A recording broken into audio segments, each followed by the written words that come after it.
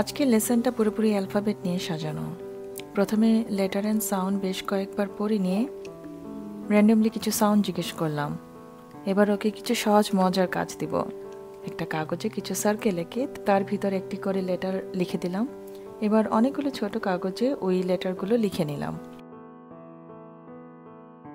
ওর কাজ হবে লেটার মিলিয়ে সার্কেলের ভিতর গ্লু করে দেওয়া। আমার মেয়ে কাগজগুলো কাটতে আমাকে হেল্প করেছে।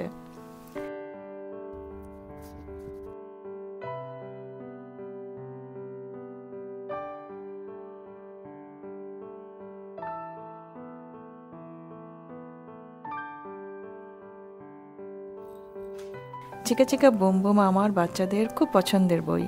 খুব কালারফুল ইলাস্ট্রেশন আর ছন্দের কারণে বাচ্চারা ইজিলি অ্যালফাবেট শিখে ফেলে। বইটা পড়তে পড়তে মনে হলো একটা আর্ট প্রজেক্ট করে ফেলি।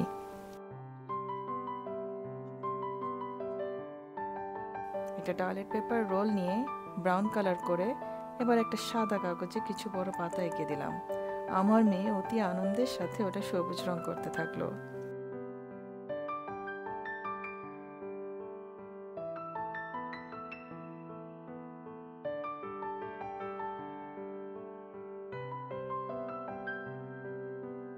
তারপর রং শুকালে আমরা পাতার শেপে কেটে নিলাম।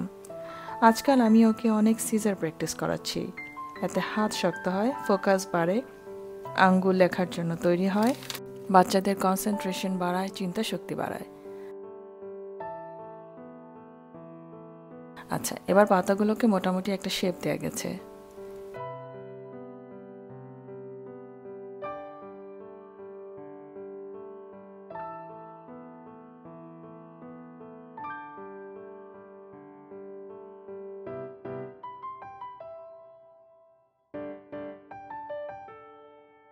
এবার আসে গ্লু পর্ব।